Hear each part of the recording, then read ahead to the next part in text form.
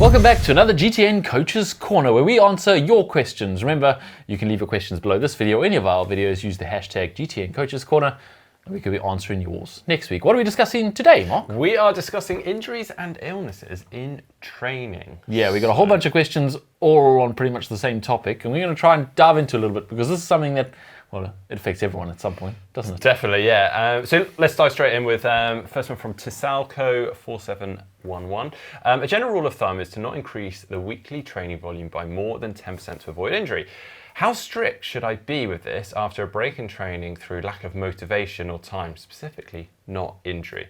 After 2 months off, my fitness catches up quicker than those 10%, and I would like to get back to my usual 45 to 50 kilometers of running a week quickly. Is my body still used to that volume of training after 12 to 14 weeks, or do I open myself up to injuries from, say, 25 to 40k within 3 weeks? Well, there's quite a lot to unpack there, but it's a great question because this is a situation lots of people find themselves in. For whatever reason, you laid off training or just you stopped for a while because of life or whatever, and then you're like, well, it wasn't that long ago I was running 50Ks a week. It'll be okay to just run 30 and next week run 40 and the next week run 50 and I'll be fine. Or will you? For those of you who don't know, let's explain the 10% rule first, because if you haven't heard of it, the 10% rule is basically a rule of thumb, and it should be taken with a pinch of salt. Essentially, it says that you shouldn't increase your training load by more than 10% per week, which means if you increase the intensity by 10%, you shouldn't add any distance. If you increase the mileage by 10%, you shouldn't add any intensity. The total load shouldn't increase by more than 10% per week so that you avoid illness and injury. That kind of is the upper limit of what you comes can. to a point though, doesn't it? Because once you're up to a significant volume, let's say you're even running something like 100 kilometers a week, you start adding 10% to that. That's another 10 kilometers on top of that. That's quite a distance. Exactly. Whereas if you're running 20Ks a week and you had 2Ks, arguably that's a little doable. bit more manageable. Yeah, doable. So you do have to take that with a pinch of salt. I guess to answer this question, it really depends on your background in training, your fitness. For instance, say you've just built up to 50 kilometers of running and then suddenly you take these 2 months off. Jumping straight back in with the volume and trying to build that up quickly probably isn't the best answer because your body hasn't actually conditioned well for a consistent period of time. Yeah.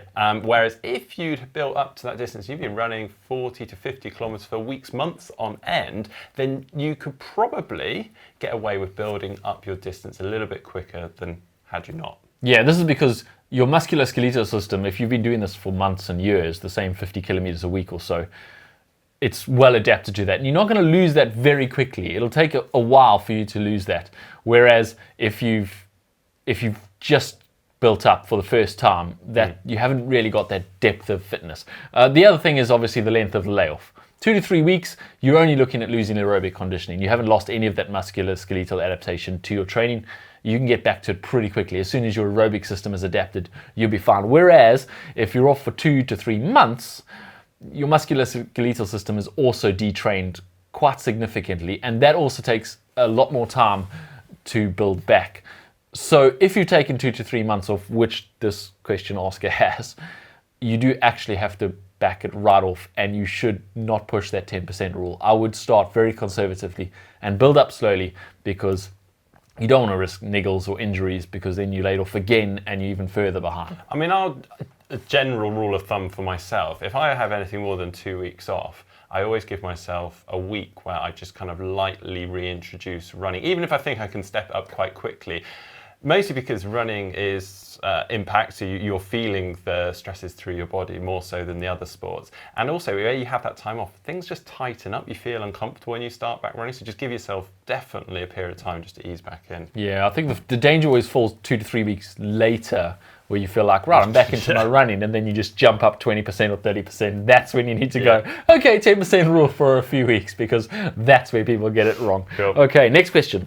Francisco 3451. I got sick in the lead up to my race, missing 10 days of peak training. I still have 3 weeks until the race, but feel like I've lost the most important prep. Should I just accept that I won't race well? Yeah, not necessarily. No, but equally, if it wasn't an issue, then, I mean, everyone would just be missing 10 days. Yeah, exactly. 1 month out, I'll just take 10 days off and it's not going to affect my race. So definitely, there is an impact on that. And it really, obviously, it does depend on where that 10 days has lay in your lead up. I mean, if it's in a significant build in your training where you're trying to kind of hit good numbers, it's a good big volume week, then yeah, it's going to have a bit of an impact on your training. But it's not the end of the world. No, it also does depend on what the layoff was. If it was an illness where you just had a head cold and you couldn't really do the high intensity sessions, but you could still do some light aerobic work, you'll probably find it doesn't affect your race that much at all. You've just missed 1 or 2 hard sessions, the real top end stuff.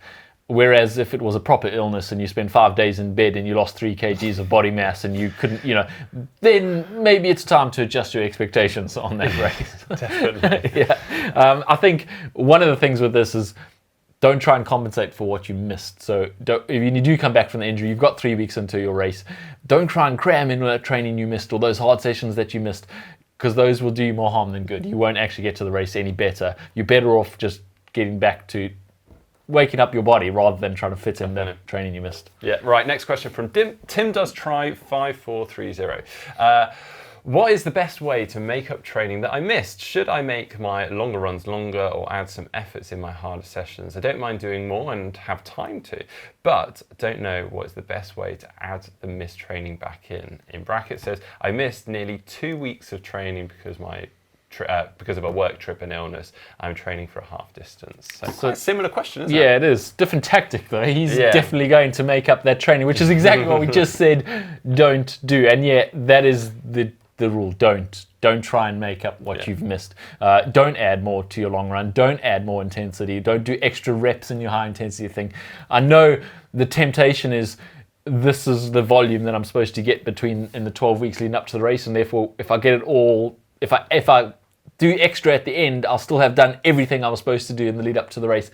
That's not really how your body works. You're pushing yourself over a red line that you will almost certainly find something goes wrong. You get a niggle, you get an injury, you just feel absolutely flat come race day. It is not worth it. The general rule is a session missed is a session lost. You don't make it up. You just get back to normal as quickly as possible. Yeah, definitely. Right, final question. Hazard 2626. How do I know if an injury is best to just rest or best to keep going on? I feel like I can still run, but don't want to make it worse. It's a sore knee which started after a long run.